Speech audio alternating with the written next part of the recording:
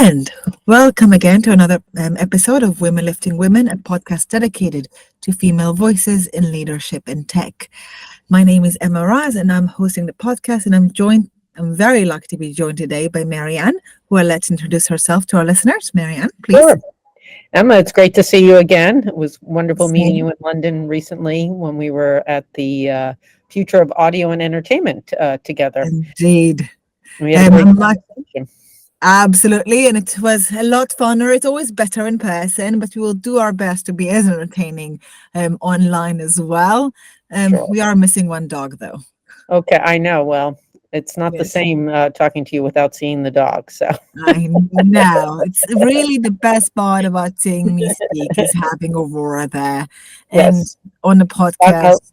I've Yeah, gotten a lot of comments on my LinkedIn posts where Aurora was featured. So normally is how I get it. Like it's basically how people remember me. So it was like we've met. Maybe have you seen a dog? If you've seen a dog, we've met. If you've not seen a dog, maybe.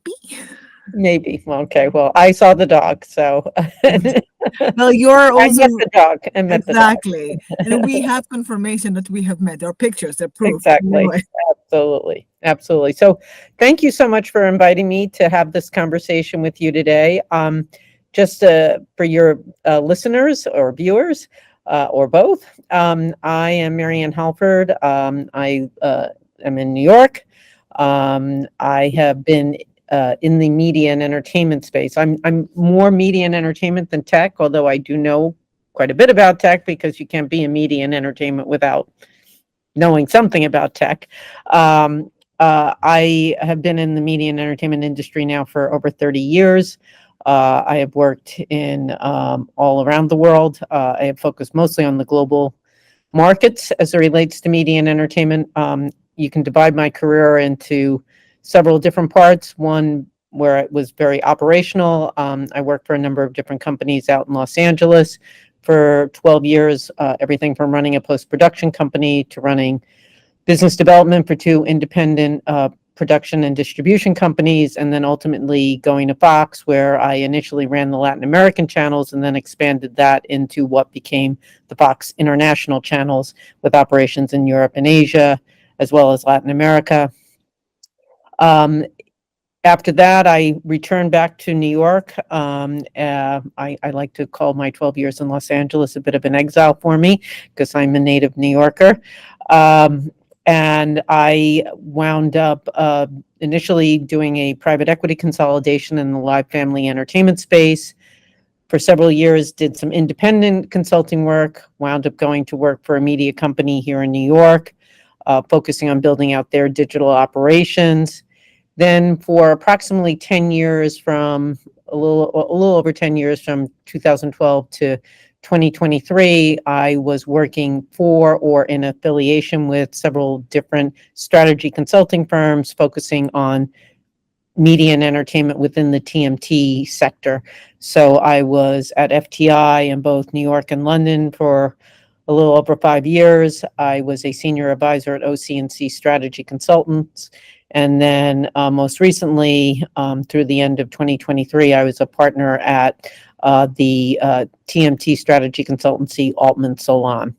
I am now taking more of a portfolio approach to my career. I happen to be on several public boards.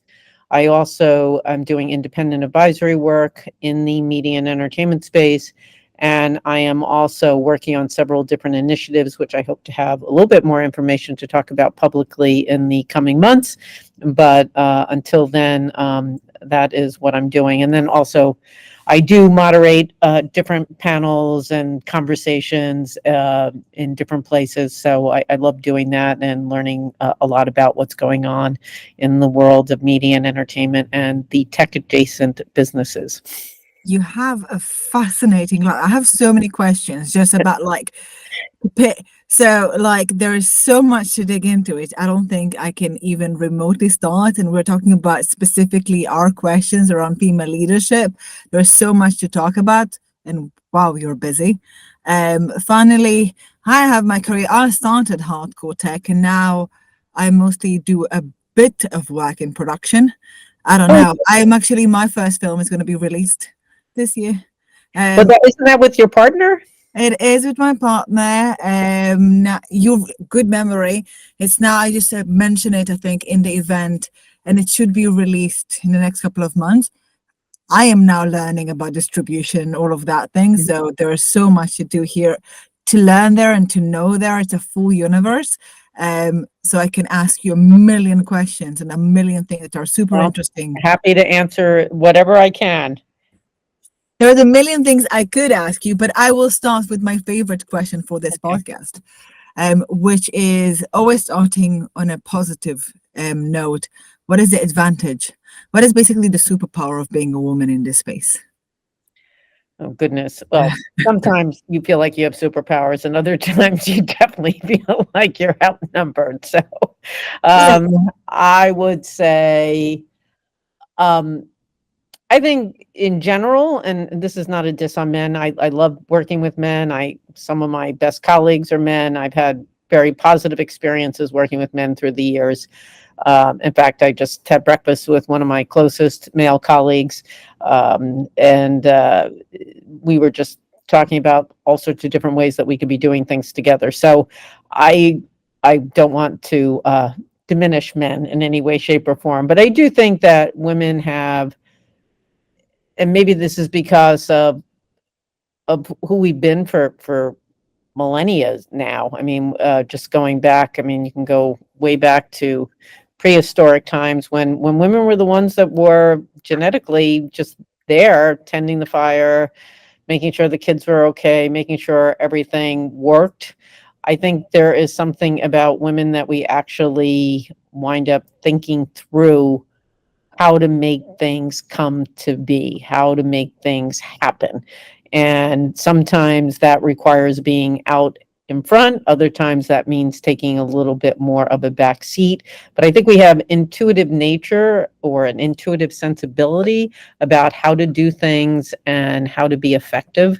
I think women definitely focus a lot on effectiveness, because if we're Mhm. not effective, we really lose all of our power.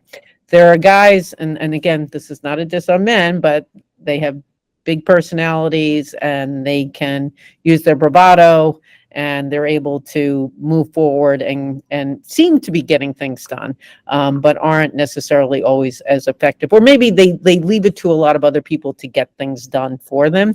Whereas I think a woman leader, even if they are running things, is always thinking through what are all the implications of what they are doing and really are focusing on results. Mhm. I think that's a very interesting point. I think that's effectiveness. And I think there's something there with just if you have to juggle so many things, and we do a bit more, like it's just the expected nature of you see it in everyday life in the small things, Mhm. even in your household, fair or not fair, in general, more women have to juggle, and we learn it from a younger age in terms of like, okay, Right. you have this and this and this and this, and like, okay, hold. Um, and I think that kind of comes to keep you really focused, or keep you like what's the most efficient way of getting this done? Right. Because I have to do this, and this, and this, and like, and if I Right. don't do it, nope, like it's not getting done. There's no magic elf Right. coming in the middle of the night. Um, and I think that is where that kind of maybe tendency, at least in most women, not all women, because we can't say everyone like Exactly. falls under in specific ways. There's a spectrum as well. Even gender is not that clear cut. But I think in Well, general, I know my gender. Okay. So, and sometimes much to the chagrin of some younger people, I often say that I'm too old to be using pronouns. I've been around for a number of decades, so I know who I am and where I I stand mean, in the ecosystem. to many, like I am comfortable with my pronouns and I'm comfortable with who I am. I just don't say. I think that gender maybe is evolving, as some of the like the film, like talk about Right. the film. It's like we did work with someone who's non-binary, and it Yeah. is a very force you to think differently sometimes and Yeah. see when it's something is not there and not there, Exactly. and you see it as a very sometimes binary or female male, but it's not, as the world is evolving, it's not always that clear cut. So I'm just saying, um, there is more gray in the middle, and especially nowadays, there's a lot more gray. But Yes. even with that grayness in mind, there are some female traits that are Yes. maybe stereotypical, but also true. Mhm. Stereotypes come from somewhere, Yep. which is kind of fascinating. And And talking we will, about, and we do know how to multitask. So, for example, my daughter is texting me, or she's been calling me nonstop while I'm on this call, and I just kept on pinging, but I just wound up getting a text to her doing a podcast. Okay, so fair, my mom got used to the fact that I don't answer. Not today. Apologies. Mm. exactly. So And not to text me during the day, because no, meetings. no, that will not stop my daughter. So she's 24. Okay. Well, at my chance, I do not. I mean, my daughter is a dog, so she is okay with not texting, not bothering me, something else, but not texting wax. But for my mom, I had to put I put really hard boundaries in terms of like Yeah. expectations of me, and I'll just like no. But I think it works better this way around than the other way around. I don't know. Um, you had a really long journey, and we just Yes. started talking, like naming some of that piece of the And journey. it's not over. No, it's just you've already done so much and you're only in the beginning. But out of all of this much that you've done, was there a pivotal moment? Was there a moment you say, like, you know what, this really defined my way into leadership? This changed my career. Oh, there are a number of things that changed my career. I actually started my career in finance and banking, and I wound up. I was actually doing Latin American merchant banking, and I wound up getting involved with a colleague that was doing things, or I had a client that was involved in the media and entertainment industry, and I wound up getting more fascinated by that industry, and from there I transferred to the media and entertainment corporate finance group at Bankers Trust. And then from there, that's how I wound up getting the job in Los Angeles. So, there were just things that happened along the way, which I couldn't have predicted.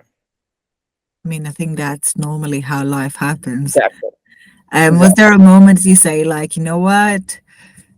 Not only do I love this area, but I want to lead. I don't know, I Oh, want I to be, always wanted, yeah, the, I'm the oldest of three girls. I think uh, I throughout all of my grade school and high school experience, I was always looking to take on leadership positions. I mm, ran for every possible office in high school. Unfortunately, I lost the presidential election. I won every year until going into my senior year. I lost presidency by 10 votes. But I think that was because people felt somebody else deserved a chance. When I went to university, I was always involved in taking on leadership roles. So it was just always something that I think was part of my DNA or my who I was. It wasn't, there wasn't some moment that I said, oh, I can be a leader. It was more, I am going to be a leader. I am a leader. It's Yeah, innate. This is who exactly. I am. Oh, that's beautiful. And that kind of carry out through life. You- Exactly. As we said, you know who you are. I think that's very strong, like across board. Mhm. And how much I'm out of that journey, or out of like, how much do you think that community has played a part in that? Of like, Well, community plays an important part, and I've been very fortunate to have some really close communities that have been part of my life over time. One, for example, when I was at university, I went to Georgetown University, but um, I was the recipient of a scholarship while I was there in my sophomore year, which was endowed by the Baker Foundation. The George F. Baker Foundation was established as a result of a great industrialist in the United States at the turn of the 20th century, George F. Baker. He was involved in things like First National City Bank, which is today's Citibank, or Penn Station, and which one of the leading railroads, and a number of other different businesses. His foundation actually helped establish what became the Harvard Business School in the early 1900s. But in the late 60s, early 70s, the Baker Foundation wound up going to a number of liberal arts colleges around the country to endow a scholarship fund because they were concerned about college students. They wanted to commence students who were in the liberal arts that they could be men and women of letters, but still also pursue a career in business. And I think it probably had a lot to do with the Vietnam War and what was going on in the student protests at the time. Uh, the scholarship fund actually came to Georgetown in the early 70s by through a man named Vince Wilpington, who actually was roommates with Paul Pelosi at Georgetown. But Vince Wilpington brought it to Georgetown in the early 70s. And that actually, the Baker Scholarship Foundation has had its longest run at Georgetown University. We just celebrated its 50th anniversary at Georgetown. I wasn't a recipient in the early 70s, but a little late, not too much far off from the time it first came to Georgetown. But it's this amazing network that I've always had access to. I've been a trustee of the program twice. I'm now on my second term of being on the board of trustees of the Baker Scholarship Fund. And there are so many people that I've always had access to have always been so helpful to me in my career, and I too to them in their career. And it's interesting too now that there are people who I picked as scholars or I was part of the group picking them as scholars when they were students at Georgetown, who are now very strong leaders in the media and entertainment industry. And I talked to them about business, and they helped me as well as as I helped them when they were younger and coming up in the world. So that's always been a really important thing. Another thing that's also been really interesting, this is something I would have never ever predicted. And it actually wound up being the path for me going into international television, is that I went to, as I mentioned, I went to Georgetown, and there was a strong Cuban community that also went to Georgetown University. It's a Catholic university. And the Cubans always liked going to Jesuit schools, which Georgetown is. And I wound up going into the Chase training program right out of Georgetown. And one of the people that was in the program with me was a woman who I knew from freshman year, but we weren't friends. We were sort of part of different social circles. We would say hello to one another, but we weren't friends. Well, we wound up in the same training program together, and we wound up becoming very close friends. And I wound up becoming roommates with her and another Cuban girl that also went to Georgetown.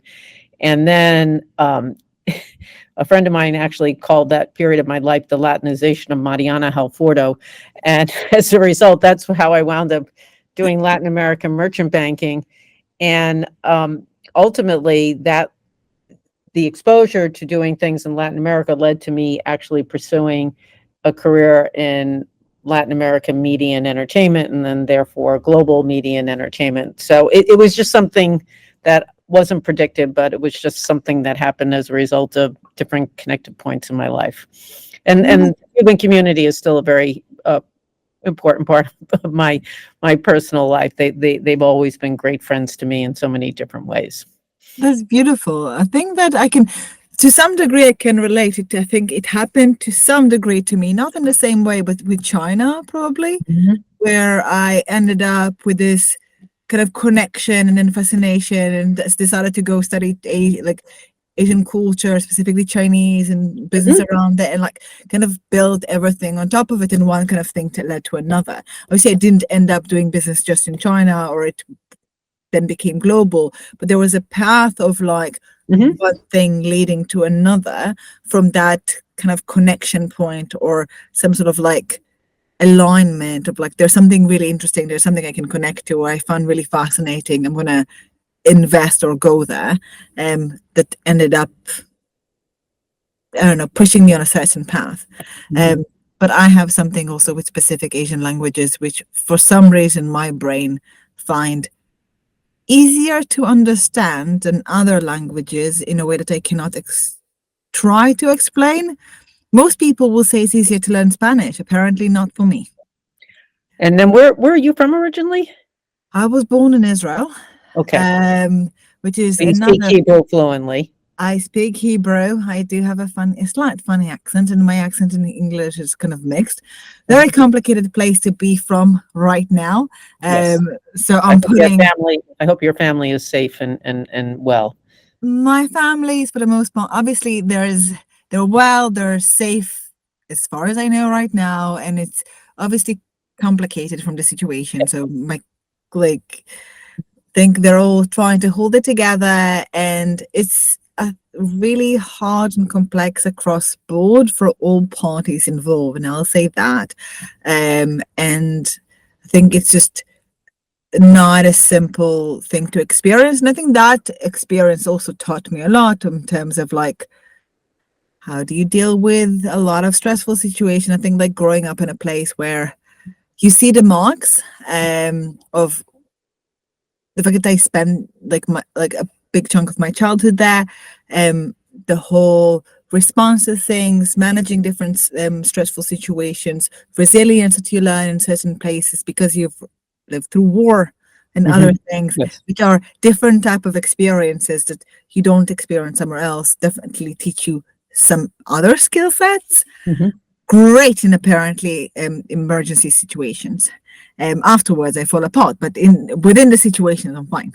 Um, but that's kind of a side note and complicated. But definitely, there's something um, I do. For example, no Hebrew, but those type of languages never really resonated with me as much as somehow Asian languages, and I think we all have. I sometimes say the lost tribe went to China, so Yeah, there is a lot of I mean, I think the Chinese will go for it.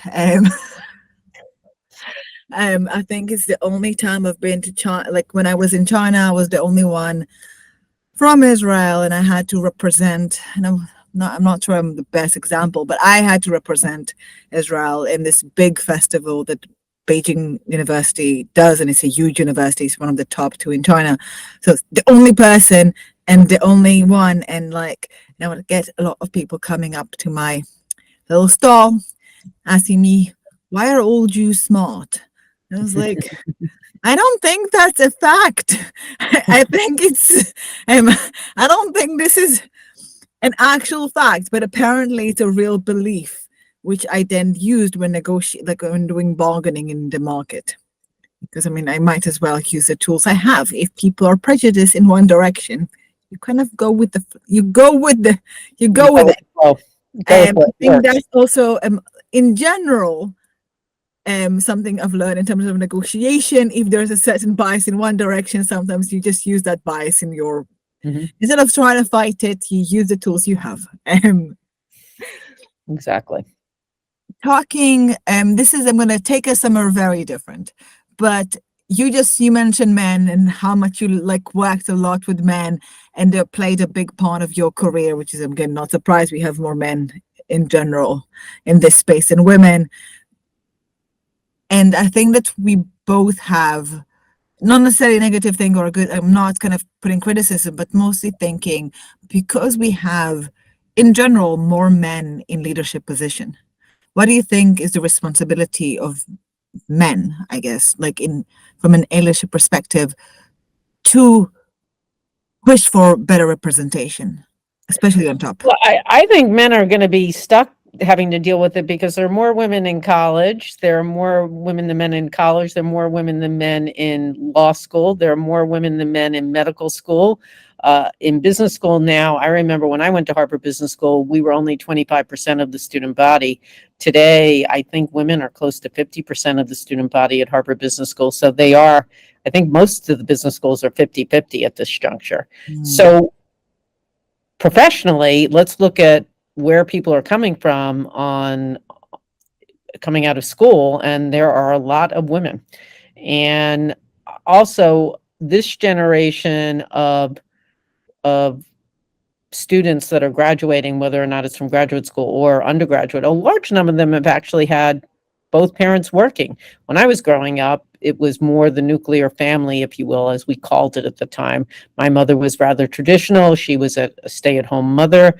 My father went to work every day at IBM.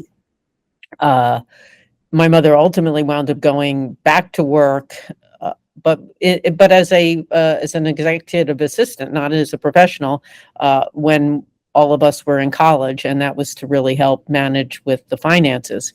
It became necessary to have additional money being generated in order to afford all of the university tuition payments.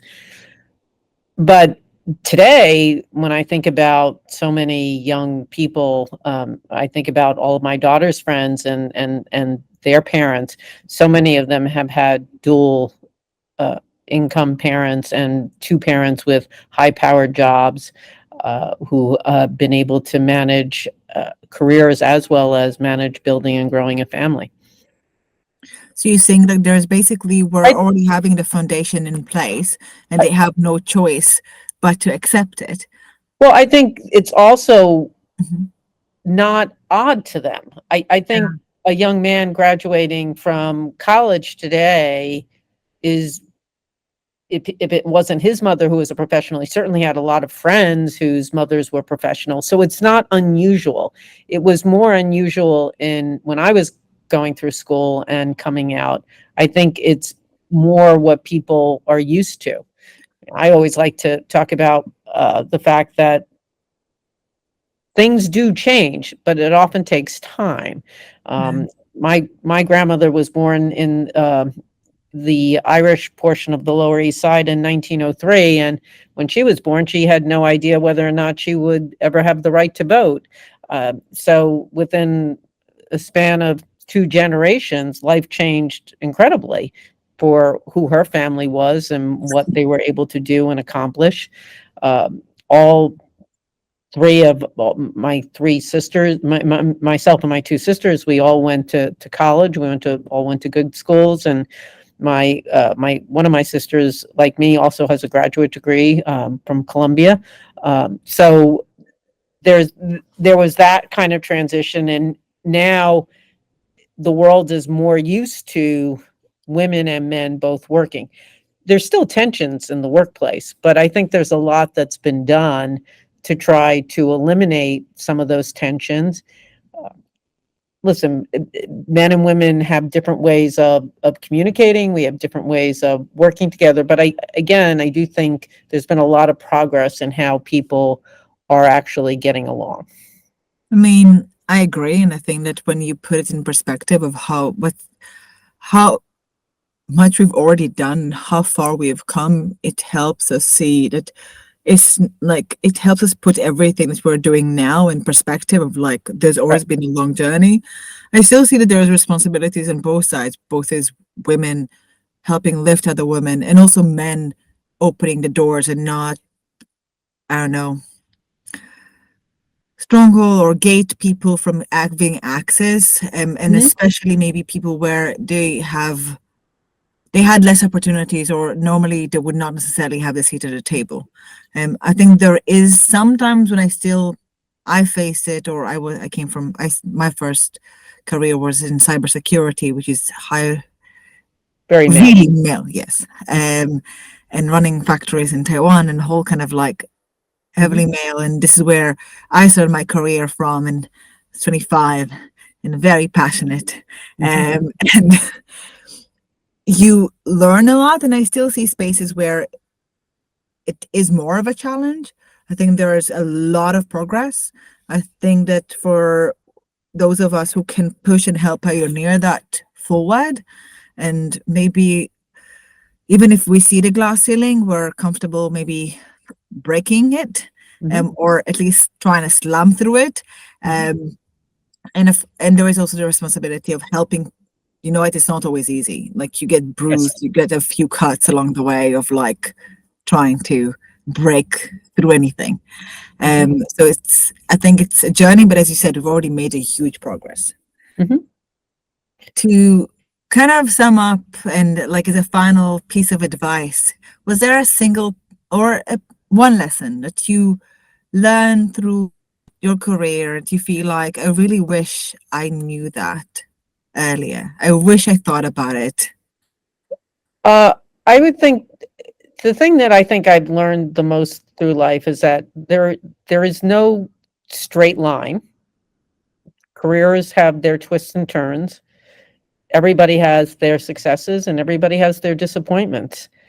Mm, Yet, life is also about how you respond to what happens, not what happens to you. So I think for me, the most important thing is to remind oneself all the time, okay, I'm going through a tough time, I'm going through a tough challenge, but I need to respond to this constructively. I need to put my best foot forward. I need to think this through. I can't react. And I think that's really important. And I think for women, it's really important because at times, listen, there are things that have happened to me over the years. I don't even want to talk about some of the things when I hear how young people get so upset. And I think about things that certain people said to me or did to me. It was acceptable. And yeah. I was powerless at the time.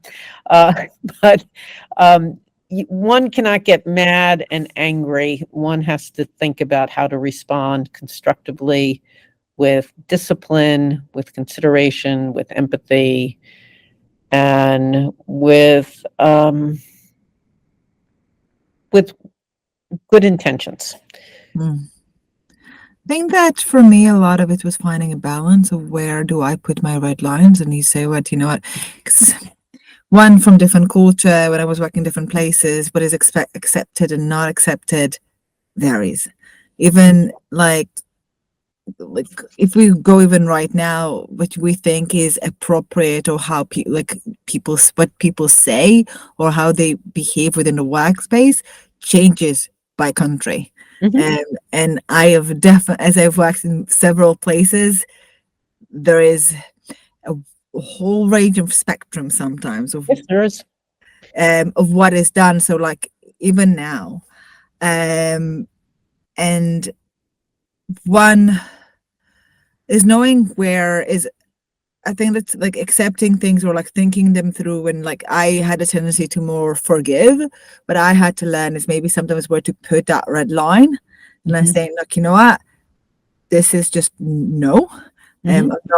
I'm not going to accept that. That's a no go from my side. Um, and everything else is more of yes, as you said, like understand where things are coming from. How do you best deal with it, and how do you move forward? And not necessarily everything is, but with also being like important for me to also sometimes speak up, even if I'm uncomfortable to do it, just because I know that if I don't do it, then other women will struggle even more. Mhm. And I think I had to force myself and push Okay, myself to that's good. somewhat uncomfortable places that I will speak up so other women won't have to face the same situation in in the future.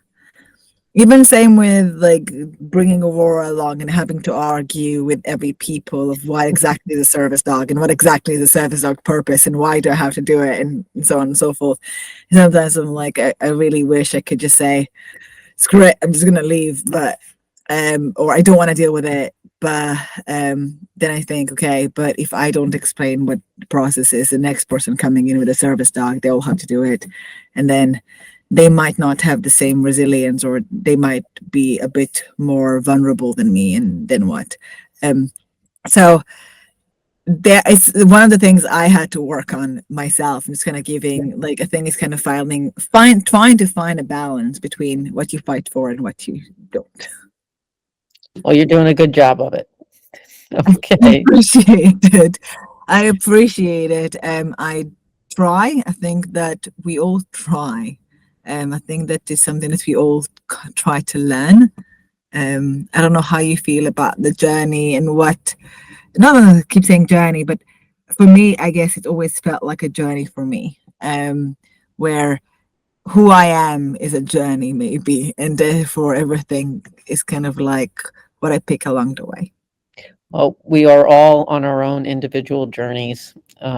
We all have our own individual paths and sets of circumstances, and I think that's something that we have to appreciate about each other. And I think if we learn to appreciate and understand where different people are coming from and their various paths, we can go a long way in terms of bringing more collaboration, more cooperation, and hopefully more peaceful times in the future.